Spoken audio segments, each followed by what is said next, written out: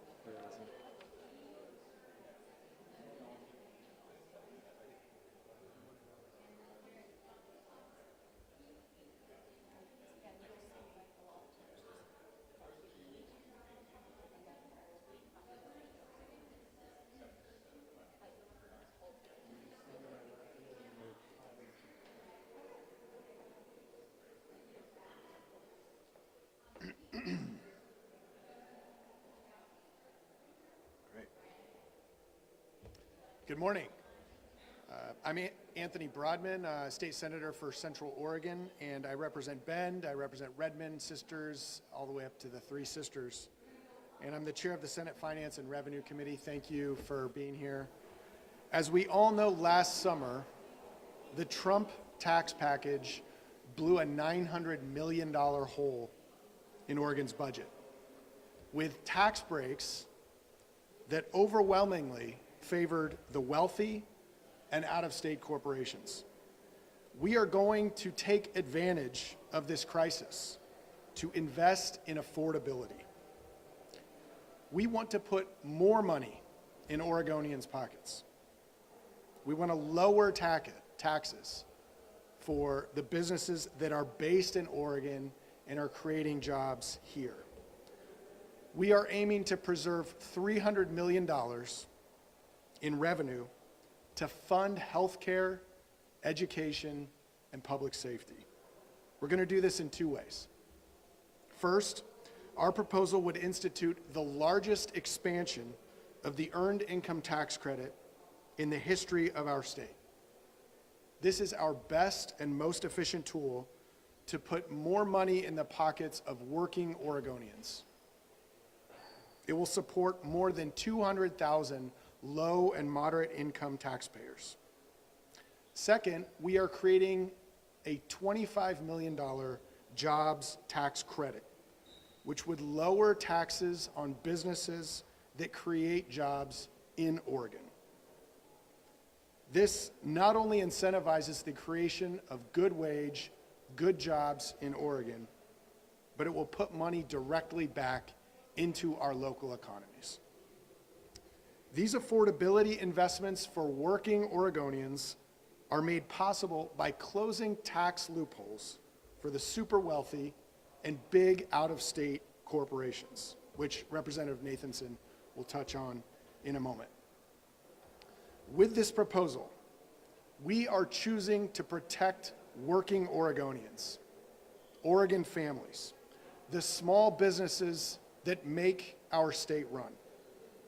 We're choosing working Oregonians instead of blindly following federal tax policy that doesn't reflect our values.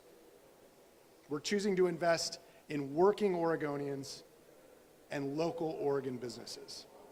And with that, I'll turn it over to Representative Nathansson. Thank you.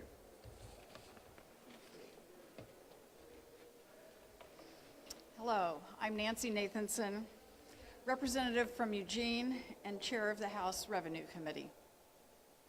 As Senator Broadman said, Oregon was faced with a really difficult situation on July 4th of last year when Congress passed the Big Ugly Bill. And as bad as that Big Ugly Bill is, It's only one part of the economic damage that Donald Trump and the Republican Congress have done to Oregon. We are also looking at $1.2 billion in budget cuts for Medicaid and SNAP alone this budget cycle. So while Congress was inflating the federal deficit, we are required to balance our budget. We will take a balanced approach to do so, cutting waste and inefficiency in Oregon state agencies, strategically tapping rainy day funds, and eliminating tax loopholes for corporations and wealthy individuals that were created by Trump and the Republican Congress. There are 115 provisions of that bill that directly affect Oregon taxes, but Oregon didn't vote on them. This proposal is a fairly simple solution to a very complicated problem that was dropped on us by the Trump administration and by the Republican Congress. This proposal has only 5 components. You heard Senator Broadman talk about the 2 provisions that put money in the pockets of Oregon families and small businesses. In addition to those proposals, we are closing tax loopholes for corporations and the very wealthy. 3 things. The first is disallowing the deduction for auto loan interest. This is a loophole that doesn't stimulate Oregon business. We don't make cars at large scale in Oregon. We're not a car manufacturing state. The total revenue generated for this biennium, $36 million. The second is fully disconnecting from the qualified small business stock exclusion.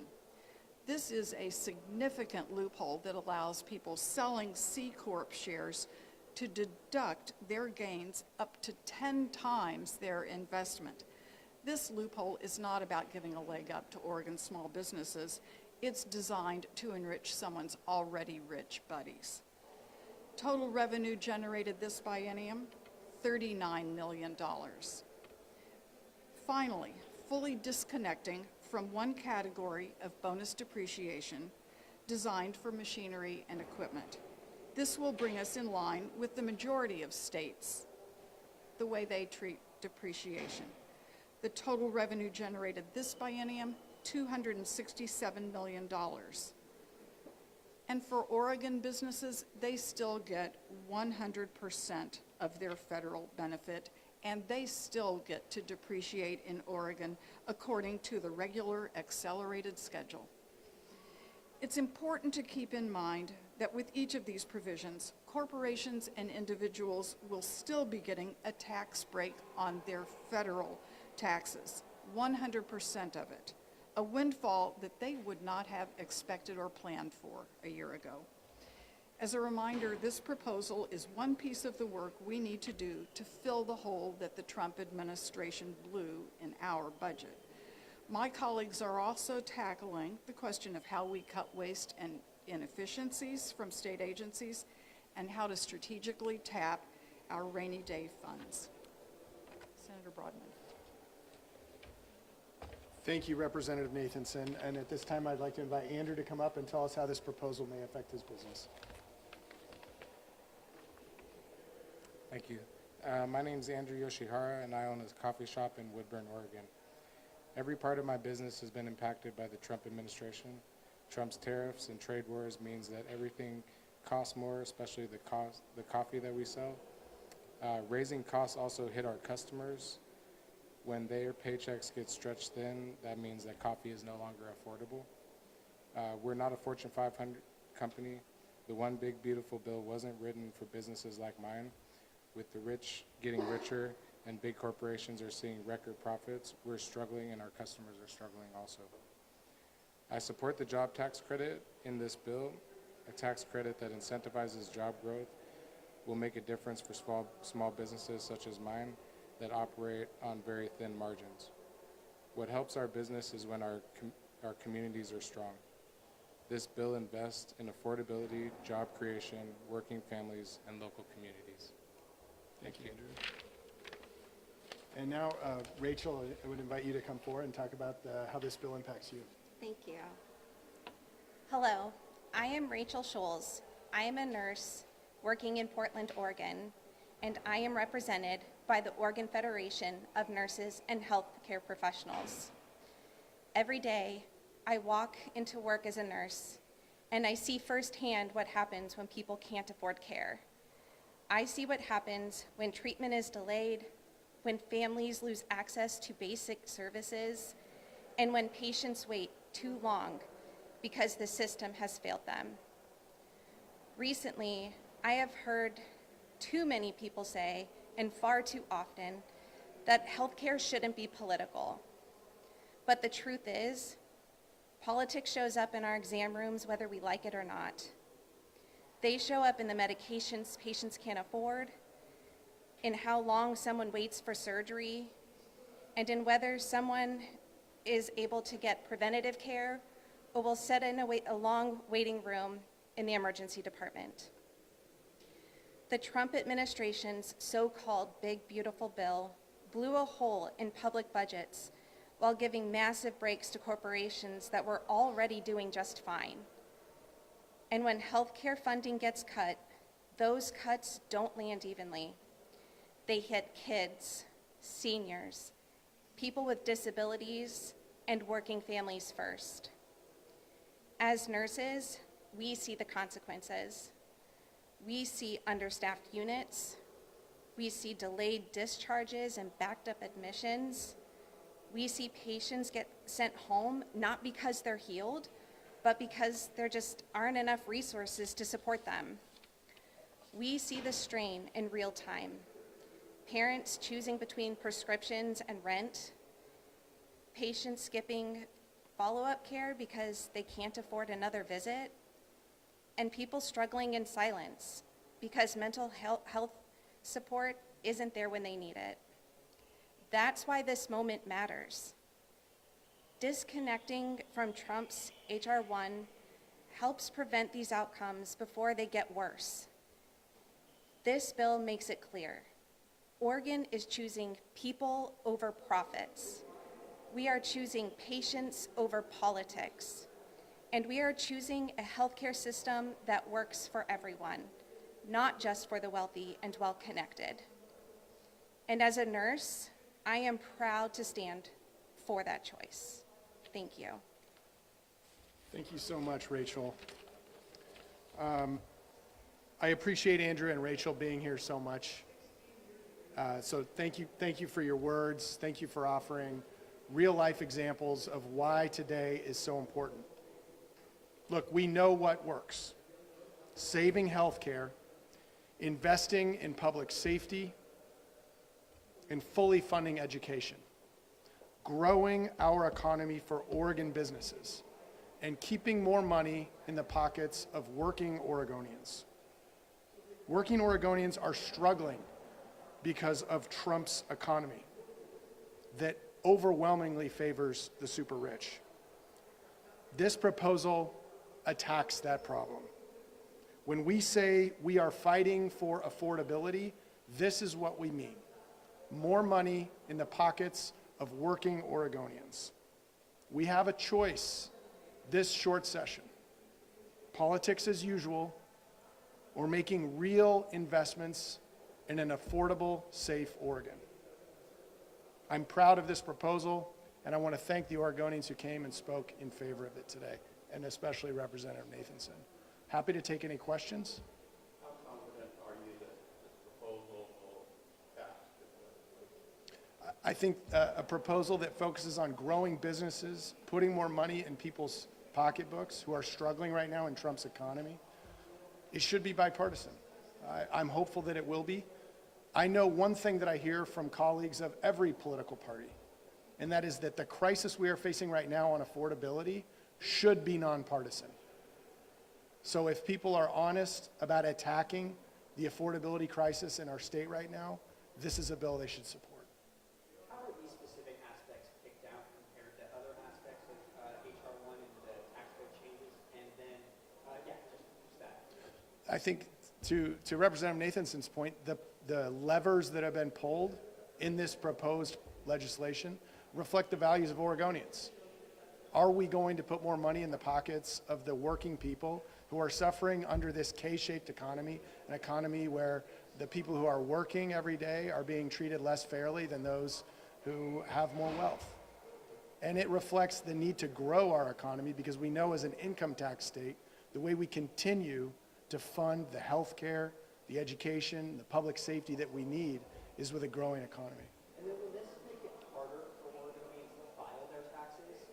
Will there be any changes in that aspect? We don't anticipate any challenges related to filing. We're in close communication with the CPA community. And I would just point out again, most of the provisions of what we're talking about here, actually all of the provisions of what we're talking about here, are ones that other states have taken up.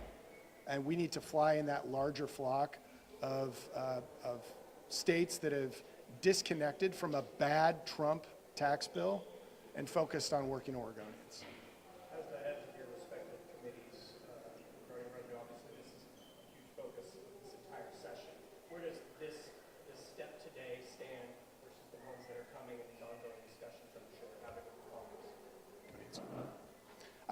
We're going to go through the committee process. These bills will have hearings. We need and welcome public participation, as much participation as our colleagues will provide. And this is the beginning of a process. We have 35 days to get this done and fully fund the education, the health care, and the public safety that Oregonians deserve. Obviously, this budget challenge is going to be long-term, 6 years, nearly $1 billion. Could there be potential future changes to the tax code in future sessions, or can you rule that out? I think our hope is that this is a bridge to a more prosperous Oregon. Like I said, we are an income tax state where the revenue we generate from good-paying jobs, a growing economy, are the ways that we ensure that we can pay for health care, public safety, and education.